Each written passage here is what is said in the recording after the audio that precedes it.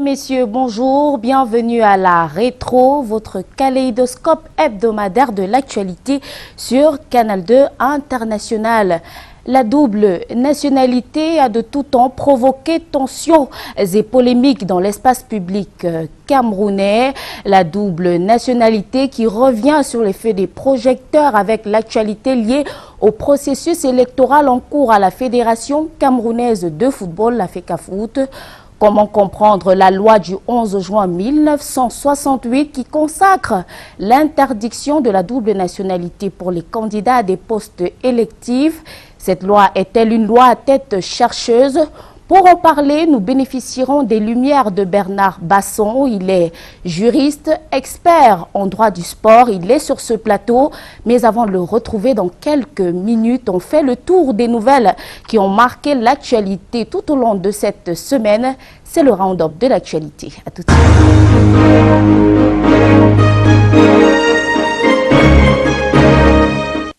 Comme on pouvait s'y attendre, les priorités de l'État pour l'année prochaine seront sécuritaires. La crise dans les régions du nord-ouest et du sud-ouest et la menace islamiste dans l'extrême nord l'obligent. Mais aussi sanitaire. La lutte contre le Covid-19 se poursuit.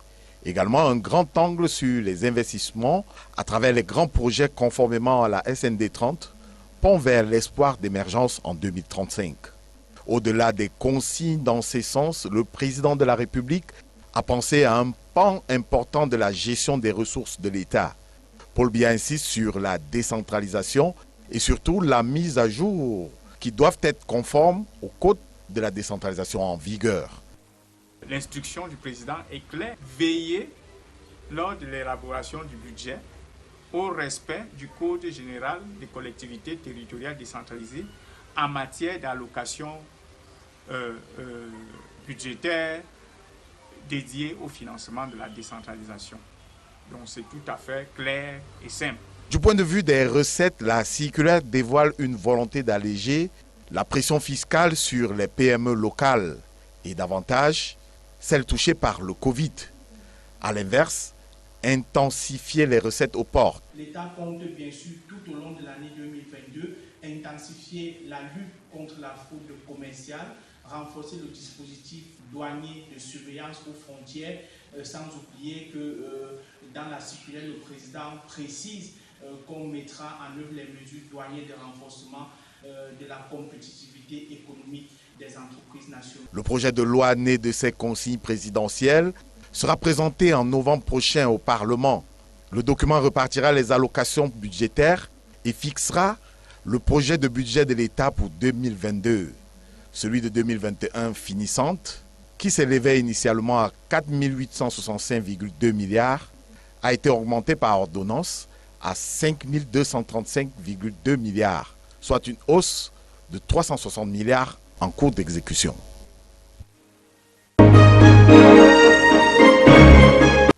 À l'origine de la péremption de près de 5000 doses d'AstraZeneca, la déclaration tardive des vaccins encore en stock dans la chaîne de froid de certains districts de santé. C'est au moment de faire la ronde pour un éventuel ravitaillement en cas de rupture que le malaise a été détecté. Explication du secrétaire permanent du programme élargi de vaccination, à qui nous avons posé la question lors des travaux de sensibilisation des leaders religieux et communautaires sur la vaccination ce 1er septembre en Bankomo. On descend pour faire un inventaire physique, c'est-à-dire faire un balayage, et à ce moment-là qu'on a trouvé qu'il y avait encore des doses que les gens ont peut-être oublié même que ça existait dans leur chaîne de froid. Notre système de santé peine visiblement à s'accommoder aux vaccins d'une courte durée de vie, même si des autorités sanitaires estiment que l'hésitation au vaccin a entraîné la mort d'AstraZeneca. Il faut convaincre les indécis, surtout que le spectre de la péremption plane déjà sur Johnson & Johnson, conçu pour 6 mois de validité. Plus qu'à peu près 3 mois et le vaccin américain expire. Il faut qu'on accentue la communication autour de la vaccination et qu'on amène les Camerounais à se faire vacciner. Parce que c'est AstraZeneca qui vient de se périmer, mais après nous avons Sinopharm, nous avons les autres vaccins. Une troisième campagne de vaccination annoncée pour consommer entièrement les 1 052 650 doses de vaccins enregistrées au Cameroun, dont plus de 430 000 doses seulement ont été administrées. Et si la réfraction persiste? Vous suivez la consommation avec la moyenne journalière et on prédit la quantité qui peut périmer et on envoie dans un autre pays. Mais la meilleure façon serait vraiment qu'on le consomme sur place. Le gouvernement s'appuie justement sur les leaders communautaires et religieux édifiants en la matière à l'occasion du briefing organisé par le ministère de la Santé publique, l'Union africaine à travers Africa CDC et Mastercard.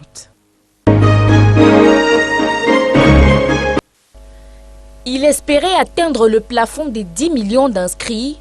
On n'en est pas bien loin. Elections Cameroun a fait du chiffre. Les listes qui comptaient déjà 7 58 122 inscrits au 1er janvier 2021 ont gonflé. Nous avons enrôlé 182 913 inscrits, parmi lesquels 116 631 hommes, soit 65,79%, 66 282 femmes, soit 34,1%, 131 778 jeunes qui représentent 72,04%, 187 personnes handicapées, soit 0,09%. Des hommes, des femmes, des jeunes et des personnes handicapées. Malgré la Covid-19, l'opération inclusive menée conformément à l'article 74 du Code électoral a apporté du fruit. Appréciable, 167 836 citoyens de plus par rapport à la révision de 2020. Nous avons inscrit 167 836 citoyens de plus par rapport à la révision 2020, soit une augmentation de 91,76%. Ceci est l'expression du discernement dès le taux du Covid-19 qui a permis à nos démembrements de se déployer sur le terrain, évidemment dans le respect des mesures barrières. Autre aspect de la communication du directeur général des élections, le retrait des cartes électorales qui n'a pas atteint sa vitesse de croisière. Eric Essoussé rappelle que les antennes communales d'Elections Cameroun restent ouvertes à cet effet.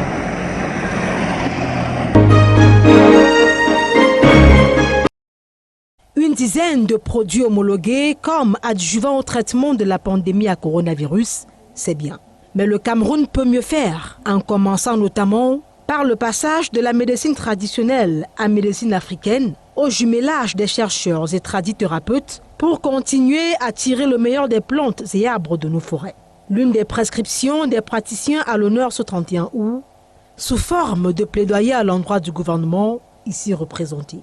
L'Organisation mondiale de la santé reconnaît que 80% de la population au sud du Sahara s'adresse aux guérisseurs, non seulement pour la santé, mais aussi pour recevoir leur éducation à la santé. L'autorité sanitaire semble être favorable à cette ordonnance, surtout qu'elle reconnaît l'efficacité des solutions endogènes. Mais Manaouda Malachi signale des anomalies, des brebis galeuses, des vendeurs d'illusions qui laissent très souvent croire que leurs soi-disant remèdes soignent 1001 maladies. Comment pouvons-nous penser qu'un produit aujourd'hui brandi pour traiter telle pathologie, et quand l'autre arrive, il a autre chose et ça traite plus de 100 ou 200 pathologies? C'est pas possible, vous le savez très bien. Donc, en votre sein, vous devrez déjà vous-même vous entendre sur les fondamentaux. Il faut assainir le secteur. La représentante du ministère de la Recherche scientifique et de l'Innovation dit être disposée à s'associer aux tradithérapeutes pour développer la médecine de chez nous. C'est sur un ton plutôt optimiste que s'est célébrée la journée africaine de la médecine traditionnelle sous le thème « La contribution potentielle de la médecine traditionnelle aux efforts de la riposte à la Covid-19 ». Une 19e édition également marquée par la remise de parchemins aux participants et la visite des stands.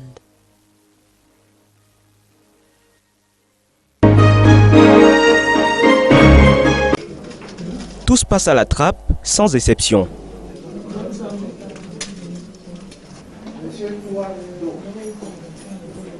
Des directeurs aux agents d'entretien, en passant par les sous-directeurs, les responsables de services, les chauffeurs et les agents de sécurité, personne n'est épargné par la campagne de vaccination aux allures obligatoires, lancée ce jeudi au ministère de l'administration territoriale. La vaccination n'est pas une affaire de sorcellerie. Je ne veux plus entendre ces histoires que quand on vous vaccine, il y a une puce qui est sur vous, vous allez à gauche, vous allez à droite, les caméras vont vous filmer. Ça, c'est une bêtise. Ça n'existe pas. On dit bien que c'est volontaire, mais au même moment, c'est nécessaire. Donc il faut mettre les deux mots ensemble. Le vaccin est volontaire, mais il est nécessaire. Pendant près de 2 heures debout, Paul Atangandi supervise personnellement les opérations, n'hésitant pas à donner par moments des injonctions si nécessaire. Le personnel a le choix entre les vaccins Sinopharm et Johnson & Johnson. Au Cameroun, le chef d'État nous donne plusieurs possibilités parce que nous avons plusieurs vaccins. Vous allez choisir le vaccin qui vous convient. Les responsables qui sont mariés viennent avec les épouses et les enfants qui peuvent être vaccinés. Ceux qu'on appelle communément les célibataires, donc une femme qui n'est pas mariée vient avec son copain. Ensuite, un homme qui n'est pas marié vient avec sa copine.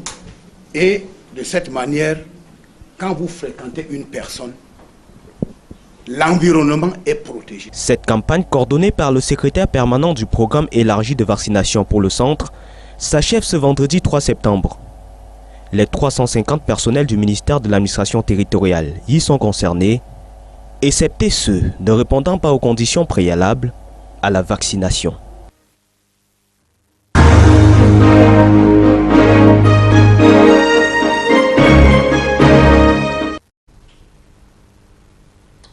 Retour sur ce plateau de la rétro. Bernard Basson est avec nous. Bonjour Bernard. Bonjour. Vous êtes juriste et expert en droit du sport. Bienvenue sur ce plateau. Merci à vous, merci de m'avoir invité. Un bonjour spécial à Laurel. On espère avec vous bénéficier de vos lumières en ce qui concerne le problème de double nationalité qui est encore une fois de plus au goût du jour cette semaine. Mais avant, quelques balises. Comment appréciez-vous le processus électoral en cours à la Fédération camerounaise de football? Alors, je vais répondre de façon double, c'est-à-dire d'abord mon ressenti et deuxièmement la situation telle qu'elle est au sein de la FECAFOOT. Alors, sur la base de mon ressenti personnel, la situation est un peu difficile à digérer parce que il y a beaucoup de contestations, beaucoup de réclamations, beaucoup de revendications qui empêchent que le processus se tienne de façon plus ou moins saine. Donc des personnes d'ici et là estiment que ce processus devrait être arrêté, réformé, revu, rééquilibré de façon plurielle pour que tout le monde se sente impliqué dans celui-là. Maintenant, sur ce qui se passe clairement au sein de la FECAFOOT, il est clair que ce processus électoral, en principe, repose sur une base un peu chancelante. Chancelante parce qu'on a une fédération qui, au sens de la loi nationale, est illégale, mais au sens des associations de droit du sport, des associations sportives internationales, est légitime. Donc, cette fédération a reçu l'onction de ses supérieurs au sens du football, à savoir la FIFA et la CAF, mais au sens de notre loi et de notre ministère des Sports, qui a aussi sa tutelle, n'est pas totalement fondée à exercer. Donc, si une FECAFOOT est sur une base aussi branlante, vous comprenez que ce qu'elle secrète, ce qu'elle génère, ce qu'elle fait naître, peut également être considéré comme assez délicat, assez difficile pour le public et pour les partisans du football que nous sommes. Et au regard de ces péripéties, on a l'Assemblée générale qui, selon certains observateurs, serait illégitime. On a l'exécutif de Tinga qui n'est pas très reconnu. Est-ce qu'on peut espérer s'attendre à un président de la FECAFOOT légal et légitime? Légitime, oui, mais légal, non. Parce que dans le processus de sécrétion des normes dans l'univers sportif, il faut noter que il repose sur un double fondement. Il y a un fondement national, je le disais, à travers la législation nationale, le Parlement, le ministère des Sports, etc. Et il y a une sécrétion internationale ou transnationale issue de la CAF et de la FIFA pour le cadre du football. Donc la légitimité de la FECAFOOT ici vient de ce que ses supérieurs, à savoir la CAF et la FIFA, lui ont donné mandat. Donc le président Dioya et sa suite ont reçu l'onction de la FIFA et de la CAF pour entraîner et conduire ce processus électoral là tel qu'il est en train d'être fait aujourd'hui. Mais dans l'ordre interne, il est clair que le MINSEP et autres ne sont pas totalement d'accord. C'est ce qui fait que sur le plan de la légalité interne, le processus sera probablement attaqué. Ce n'est pas un souhait, mais ça semble être cohérent vu que les éléments qui l'ont précédé sont entachés de plusieurs irrégularités. Mais sur le plan légitime, le président, si jamais il est élu, peut être reconnu par les instances du football à l'échelle continentale et internationale. Et vous qui êtes un expert en droit du sport, quelles sont les conditions à remplir pour être candidat à la présidence de la FECAFOOT? Je pense que la commission électorale a dans son code électoral prévu un certain nombre de conditions, de critères d'éligibilité pour présider aux destinées de la FECAFOOT. Il faut être de nationalité camerounaise, il faut avoir un certain âge, il faut avoir impacté le football d'une certaine façon. Donc il y a une bigarrure d'éléments mis en place qui rendent éligible un candidat ou un autre. Donc c'est à la commission électorale de la FECAFOOT de présenter de façon claire quels sont les critères d'éligibilité d'un candidat à la tête de cette institution-là. Parmi celles que vous avez évoquées tout à l'heure, il y a le critère de sélection, alors d'élimination, qui est la double nationalité. Pouvez-vous nous dire que dit la loi camerounaise en ce qui concerne la double nationalité? Alors, je vais répondre à votre question en extrapolant. Ça veut dire je vais d'abord répondre sur le plan national et après intégrer une fraction internationale qui est non négligeable pour la circonstance. Alors, à l'échelle nationale, le principe de la loi 68 est clair. C'est que toute personne qui obtient ou conserve une nationalité étrangère que celle camerounaise perd d'office la nationalité camerounaise. Donc, le principe est celui du rejet ou de l'exclusion ou de l'exclusivité de la double nationalité. Ça, c'est le principe. Maintenant, il y a d'autres conditions qui peuvent permettre à quelqu'un d'avoir deux nationalités, celle camerounaise et autres. Un enfant, par exemple, qui est né ici et qui n'a pas de parents clairement identifiables peut être camerounais et après avoir une nationalité, celle qu'il aura prise ailleurs. Bon. Donc, il y a d'autres conditions comme ça qui peuvent exister. Mais sur le principe, au Cameroun, on ne peut pas être binational. Sauf qu'il y a un autre principe également qui est clair qu'on doit comprendre, c'est que la double nationalité ne se présume pas. Donc, il n'y a pas présomption de binationalité. Il y a constatation de binationalité. Ça veut dire soit la personne considérée comme binationale s'est vue succomber à une décision de justice rendue par le juge civil, notamment le TGI, qui a compétence pour agir sur cette matière-là. Donc, la personne s'est vue succomber à une décision de justice rendue par le TGI qui constate qu'il y a binationalité et donc perte de celle camerounaise. Ou alors, le président de la République, le Premier ministre, qui sont les seules autorités nationales ayant qualité pour décréter, produisent, c'est-à-dire sortent un décret constatant si ou affirmant cela sur la question de la perte de nationalité camerounaise. Donc voilà en principe. Ce qui fait qu'on ne peut pas présumer que quelqu'un est binational tant que les autorités habilités dans l'ordre interne ne l'ont pas clairement exprimé. C'est vrai quand même qu'il y a des situations qui semblent parler d'elles-mêmes. Quelqu'un qui est né sur un autre territoire avec un parent camerounais et un parent étranger, on peut quand même comprendre que là, il y a de fortes chances qu'il soit binational. Mais il faut bien que cela ne soit pas une supputation, une spéculation, mais une constatation clairement établie par l'autorité administrative habilitée à le faire. Est-ce à dire que le débat actuel sur la scène publique nationale, on ne va pas le cacher, il s'agit bien de la candidature du candidat potentiel. Ouais. Voilà, Samuel Eto'o-Fils, il a confirmé sa candidature il y a quelques heures. Est-ce à dire qu'il s'agit d'une tempête dans un verre d'eau? Justement, c'est là où j'embraye sur la fraction internationale. Si on n'était que dans l'ordre interne, alors il est certain que sa candidature n'aurait pas pu prospérer, excepté dérogation spéciale, par exemple, du chef de l'État, qui a compétence pour le faire, qui aurait pu demander à ce que Samuel Eto'o, par exemple, soit admis comme candidat pour les services qu'il a rendus à la République du Cameroun en matière de football à l'échelle internationale. Mais il faut savoir que, vous l'avez dit, je suis juriste sportif, et il y a des aspects qu'il est important quand même de relever. Le premier aspect, c'est quoi? C'est qu'il est clair que ce qu'on appelle en droit du sport les FSI, ça veut dire les fédérations sportives internationales, ne sont pas, au sens du droit international pur, des organisations internationales. Mais il ne faut pas toujours rechercher pour désigner un organisme international sa constitution. Il faut parfois rechercher les intentions ou les motivations qui ont sous-tendu sa création.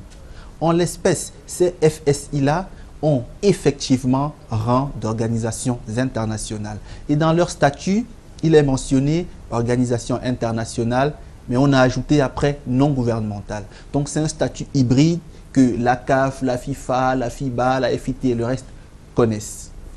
Ce qui fait que les textes que ces institutions-là ont adoptés n'ont pas rang de convention internationale parce qu'ils ne sont pas élaborés, ces textes-là, et adoptés selon la mécanique connue par le droit international, mais ces textes ont au moins un rang de contrat à portée internationale. Il faut donc noter que les nations qui sont représentées dans ces fédérations internationales ont accepté de passer ces contrats-là de façon déléguée. La République du Cameroun a confié mandat au ministère des Sports d'organiser le sport. Le ministère des Sports a délégué une compétence à la FECAFOOT en matière de football.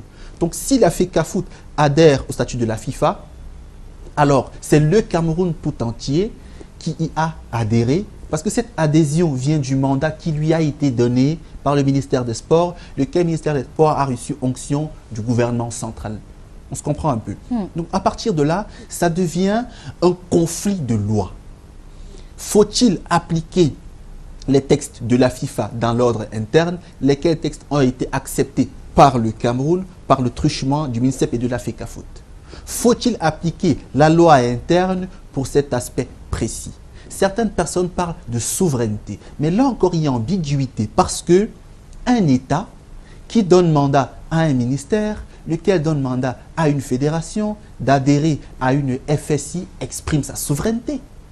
L'État n'est pas contraint de donner mandat à la FECAFOOT de le représenter dans l'ordre international. L'État le fait de façon souveraine.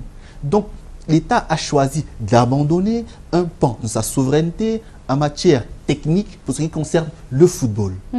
Donc à partir de là, dire que cette question de la souveraineté de l'État devient encore ambiguë parce que l'État a bien été souverain en choisissant cet ordre de choses. Donc aujourd'hui, il faudra bien établir la balance entre la loi qu'il faudra appliquer puisque les statuts de la FIFA, adoptés par toutes les fédérations nationales et donc de manière implicite par tous les gouvernements, interdisent la discrimination fondée sur la nationalité, sur l'origine ethnique et raciale, sur le sexe et j'en passe. Et vous savez très bien que l'exclusion de quelqu'un sur la base de la nationalité fait très bien obstacle ou obstruction au texte de la FIFA en la matière. C'est pourquoi une nation qui décide par exemple d'exclure un candidat sur la base de la nationalité peut se voir être excluse du moins de sa fédération nationale car la FIFA pourrait considérer qu'il y a violation de ses statuts. Lesquels statuts ont été adoptés par cette fédération-là. C'est pourquoi je disais, c'est un sujet que les juristes internes peuvent aborder sur la question de la souveraineté de l'État, à savoir l'État décide qui est national ou pas, la loi le prévoit, ainsi que les modes de perte de la nationalité. Mais une fois qu'on sort de l'ordre national pour intégrer l'ordre sportif international qui est en construction, alors les choses changent. Parce qu'il faut noter qu'aujourd'hui, et ça je le dis de façon plus ou moins affirmée, que en matière de sécrétion des normes, les États perdent de plus en plus de pouvoir. Je le dis parce qu'aujourd'hui, l'hégémon nouveau de la sécrétion des normes, c'est le marché international. Ça veut dire l'élément qui motive les États dans l'ordre interne ainsi que dans l'ordre international à adopter des décisions et à prendre des positions, c'est le marché. Aujourd'hui, donc, quand on regarde la plus-value générée par le sport représente en 2019, d'après le rapport d'un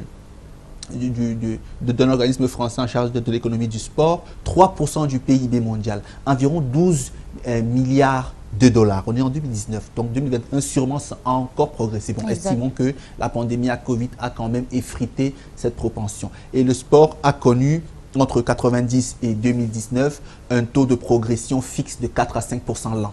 À partir de là, l'État qui décide d'adhérer à une FSI le fait consciemment étant donné la puissance économique que représente le sport, et pas qu'économique, social, diplomatique et tout.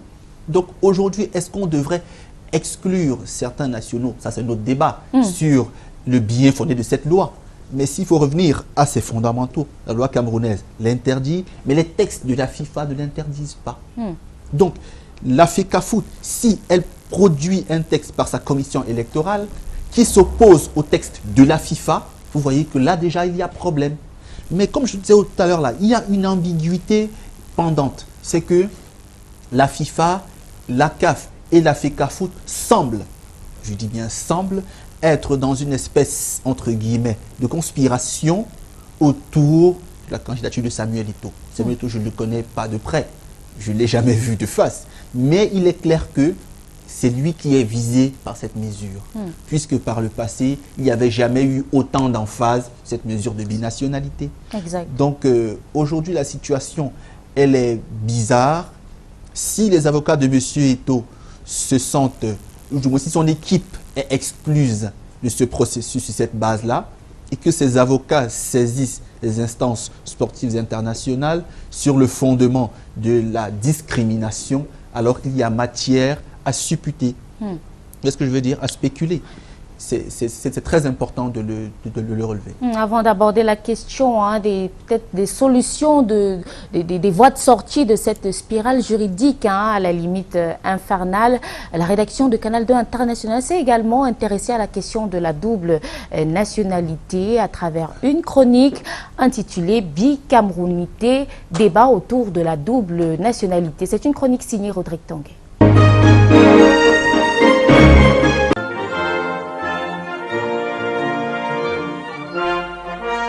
On reparle de la double nationalité au Cameroun, débat à la fois actuel et ancien qui a toujours déchaîné les passions, lieu où le juridique, le sociologique, le stratégique, l'économique et même le politique s'entrechoquent sans qu'au sens strictement épistémologique, l'un n'ait le dessus sur les autres.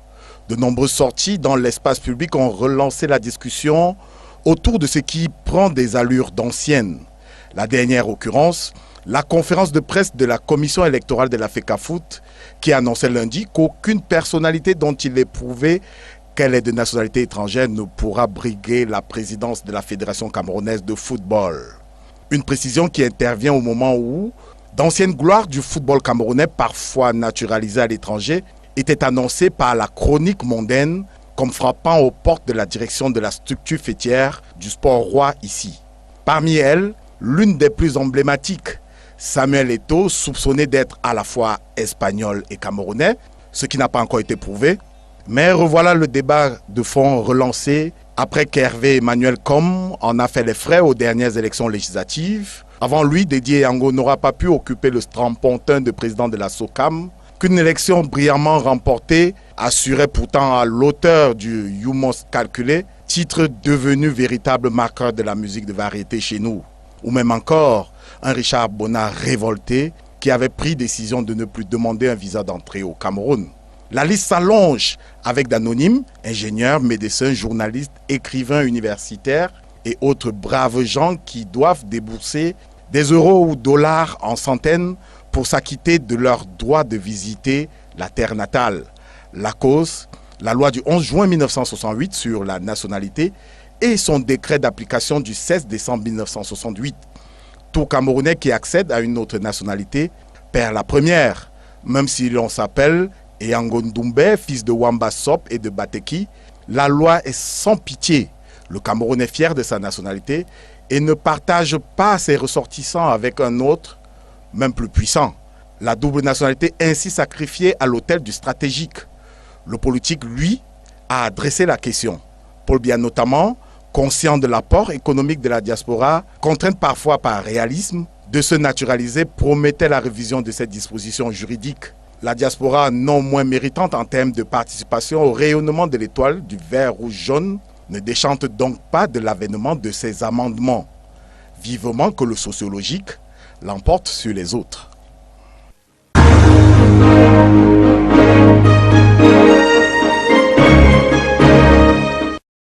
Retour sur ce plateau de la rétro, Bernard Basson, on voit bien dans cet élément qu'il y a eu des cas où on a fait fi du critère de la double nationalité. Est-ce qu'on veut nous faire comprendre que le Cameroun aurait gagné des trophées avec des étrangers? Mais bien sûr que c'est le cas. Vous comprenez donc toute l'ambiguïté, toute la difficulté qui est autour de la question. Parce qu'aujourd'hui, on a l'impression qu'il existe des secteurs dans lesquels les binationaux sont plus ou moins autorisés à être camerounais et d'autres dans lesquels ils sont exclus, ou alors en fonction des intérêts convergents ou divergents, on accepte que tel soit binational ou pas. En matière de sport, aujourd'hui, tout à l'heure je disais, en matière de sport, il faut noter que la plurinationalité est intimement liée au sport. Parce que c'est même un atout. Bien sûr que c'est un atout, parce que le sport a des valeurs qui le sous-tendent, et notamment la suppression de la distance, la suppression des barrières. Puisque un Camerounais se retrouve à jouer aux États-Unis, un Camerounais joue pour la Bolivie, pour l'Argentine, etc. Ce qui fait qu'on ne peut pas vivre dans un univers aussi mondialisé, dans lequel on est guidé vers un pluralisme juridique positif organisé et vouloir toujours s'accrocher à certaines notions de souveraineté, même s'il y va de notre intérêt.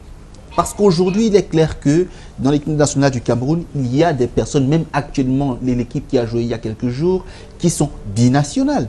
Il y a des personnes qui sont binationales. Simplement, on leur permet de jouer parce qu'elles apportent une plus-value à l'équipe nationale. Mais Samuel Eto'o, on estime, entre guillemets, qu'il ne serait pas bien qu'il soit candidat pour des raisons pouvoiristes ou pour des raisons d'ego. Donc aujourd'hui, le Cameroun a gagné plusieurs trophées avec des binationaux. Le Cameroun a même des hautes autorités, d'autres représentants qui sont binationaux, mais on n'en fait pas cas. Mais pourquoi le sport, avec tout ce qu'il nous a donné, tout ce qu'il nous a gratifié comme succès, comme joie, comme moment unique, peut quand même se frotter à une considération, je ne dirais pas banale, mais aussi clivée. Il faut noter que l'élaboration d'une disposition légale ou réglementaire est toujours inhibée dans un contexte. En 68, au moment où ces textes de loi sont sécrétés, il faut noter qu'il y avait une vraie volonté pour les administrés et les administrateurs de cette époque-là de vouloir conserver les savants camerounais. Il ne fallait pas que nos brillants esprits se retrouvent à l'étranger. Il fallait donc qu'il y ait une espèce de pression. Mais aujourd'hui, comme je l'ai dit, tout est pratiquement rythmé par le marché et par les intérêts que génère telle ou telle autre situation.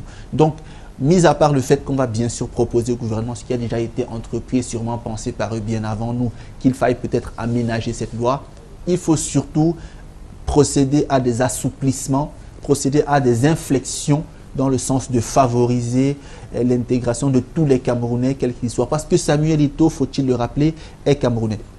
Ce problème de nationalité, en réalité, ne se pose pas sur qui est, qui ne l'est pas, mais sur le problème de la jouissance. Ça veut dire qui est capable ou qui a qualité pour jouir d'un privilège de cette nationalité ou pas. C'est ça le problème.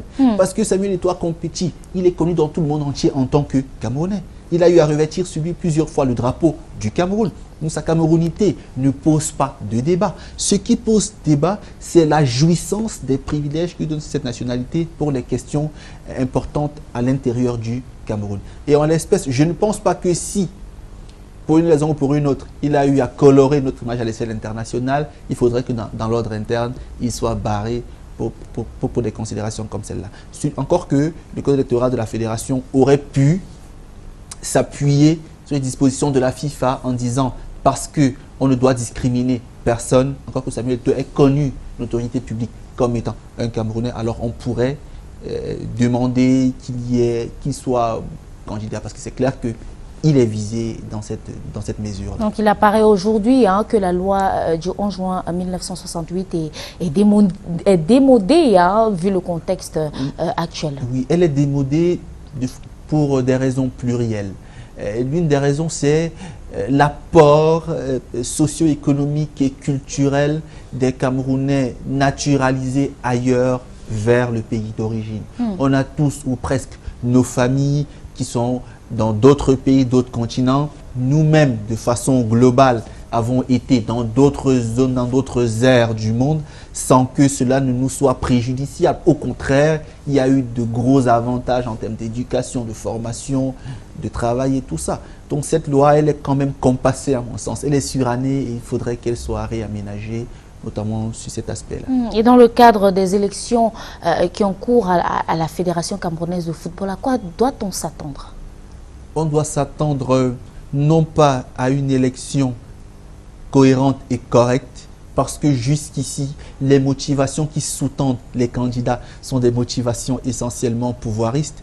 Il n'y a pas de véritable projet de restructuration ou d'amélioration du football camerounais, mais il y a une volonté pour les uns et les autres d'affirmer une certaine puissance. On a vu plusieurs fois une fédération mépriser tout un ministère des Sports parce qu'ayant éventuellement des contacts au-dessus du ministère des Sports. Donc on a des personnes qui n'y sont pas clairement pour le football et par le football, mais qui y sont par leur réseau et pour les intérêts autres que ceux du football. Donc c'est très très compliqué d'envisager sereinement une FECAFOOT parce qu'aujourd'hui on n'a vu aucun des candidats jusqu'à aujourd'hui déclaré, s'il y en a, avoir présenté à la presse ou avoir présenté lors d'une conférence quelle qu'elle soit un projet établi comme c'est souvent le cas pour d'autres situations électorales. Donc ça, c'est assez regrettable et on a surtout des informations plus ou moins avérées ou vérifiées selon lesquelles certains potentiels candidats qui veulent barrer la route à des binationaux eux-mêmes seraient binationaux ou plurinationaux et surtout des candidats qui décident de façon intestine de monter des alliances, des pactes pour faire obstacle à Samuel Eto'o. C'est dire qu'Eto'o fait peur, peut-être son aura, sa grande popularité, sa grande fortune et tout ça empêche qu'il soit plus ou moins manipulable. Encore que, et ça je vais le dire, aujourd'hui, il est difficile d'appréhender le football dans le sens des valeurs qui le sous-tendent. Parce que le football a des valeurs.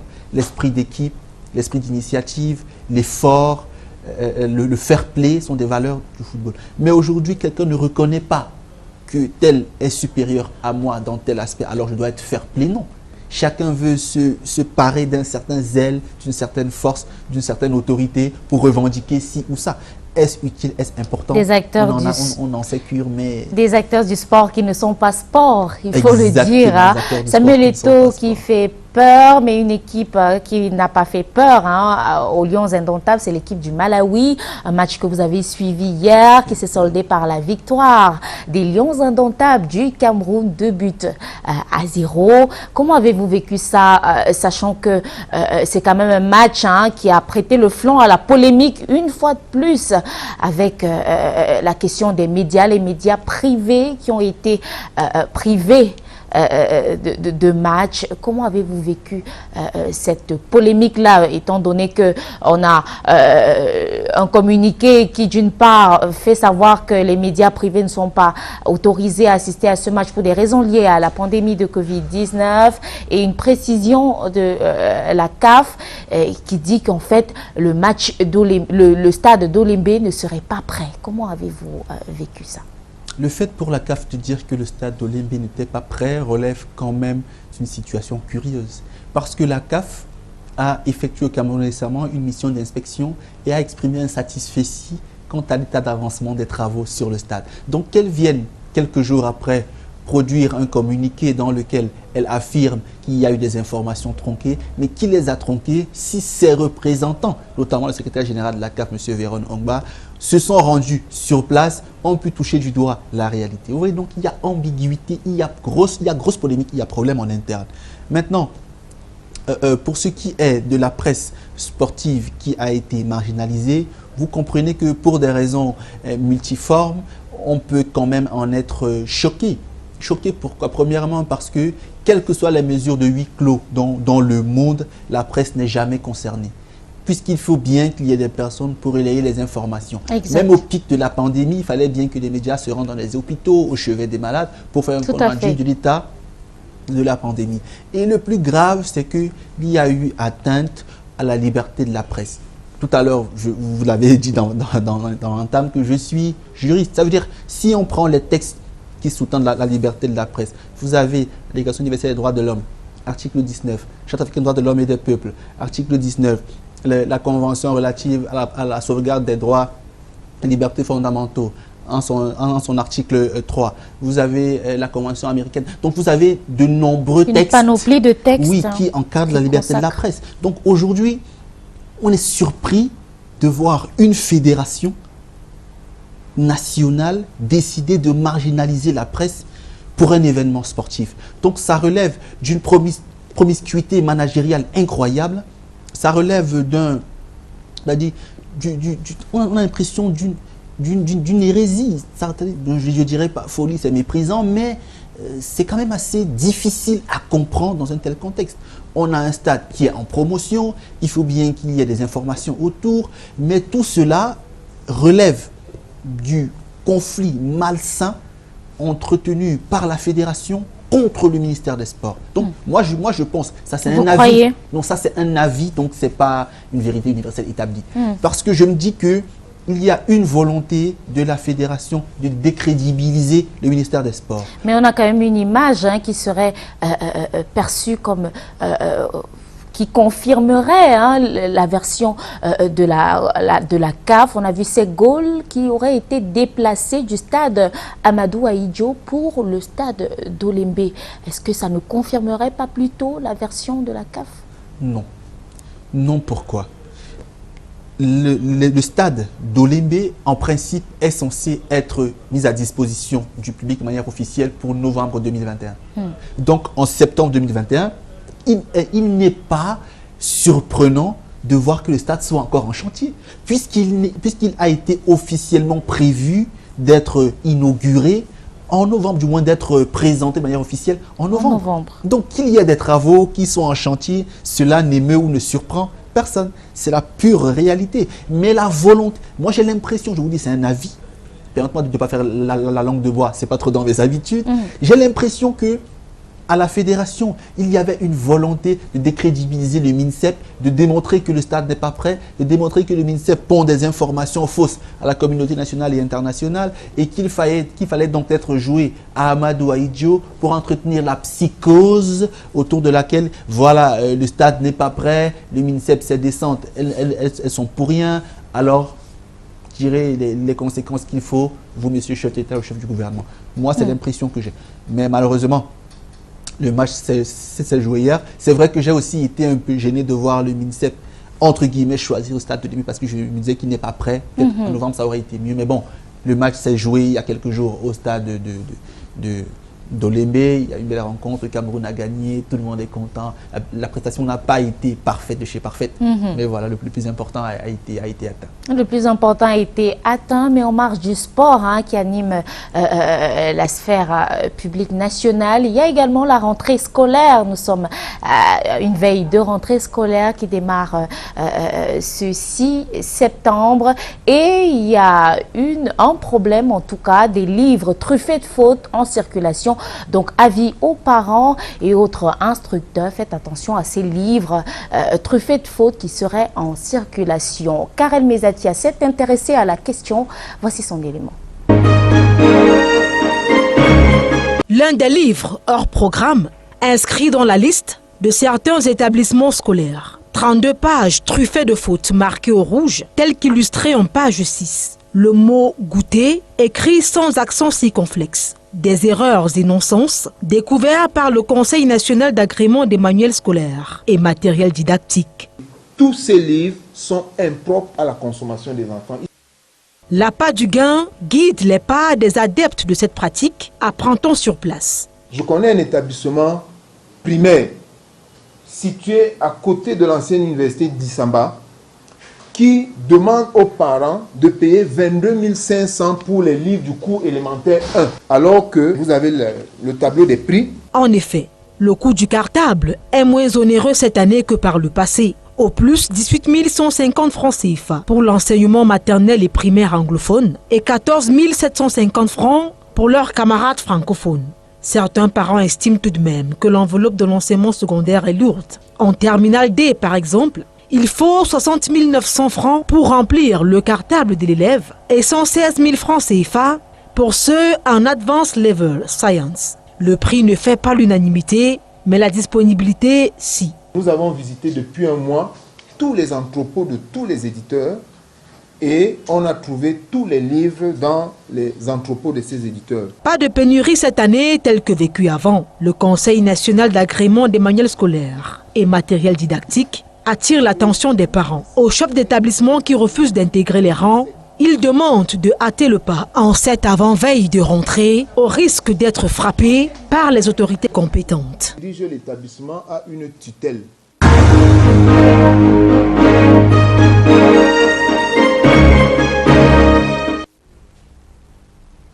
La rentrée scolaire qui est dans l'air du temps et nous souhaitons déjà une bonne rentrée à tous les élèves qui vont prendre le chemin des salles de classe dès demain lundi.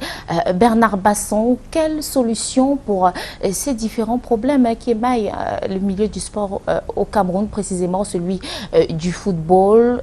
Quelle proposition pour pouvoir sortir de cette... Voilà, cet imbroglio juridique qui à chaque fois tronque les situations ou les échéances sportives au Cameroun? Alors, la proposition définitive de notre humble personne sera adressée au ministère des Sports courant octobre sous la forme d'un mini-document intitulé « Quel mariage entre les fédérations sportives et le ministère des Sports au Cameroun ». Donc on va essayer d'avoir une approche à suggérer au MINSEP pour éviter que de tels problèmes ne soient connus à l'avenir. Mais morceau choisi peut-être? Oui, s'il faut dire quand même, c'est que au Cameroun, nous avons le décret de 2014, l'arrêté 2014, fixant les modalités d'octroi et de retrait des agréments aux fédérations et associations sportives. Donc, dans cet arrêté ministériel, il est libellé, donc on a précisé quelles sont les conditions des conditions par lesquelles et pour lesquelles on peut accorder à une fédération sportive l'agrément d'exister ou lui retirer cet agrément-là. Mais les conditions telles qu'elles sont libellées, en fait, complexifient la situation parce que fragilisent l'action de tutelle du ministère des Sports sur les fédérations nationales. C'est vrai que le mouvement sportif universel tend à vouloir s'émanciper et se baser sur une autorégulation de ses activités. Donc, il veut s'autoréguler le mouvement sportif universel.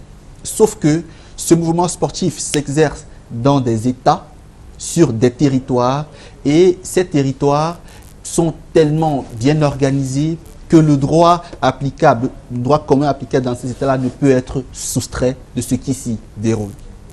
J'aurais par exemple suggéré que la délégation de compétences du MINSEP vis-à-vis des fédérations sportives se fixe sur la base des contrats triennaux, des contrats quinquennaux, quoi qu'il en soit. Mais à l'issue du contrat, si la fédération n'a pas respecté ce qui a été convenu dans la délégation d'agrément, on peut simplement trouver une mesure pour la marginaliser et mettre sur pied, ou alors pour que les dirigeants en place perdent leur qualité de dirigeant au profit d'autres personnes. En tout cas, il y a, je ne dirais pas tout, mais il y a des suggestions comme ça qui sont faites pour permettre au MINSEP de conserver une vraie tutelle sur ses subordonnés que sont les fédérations sportives.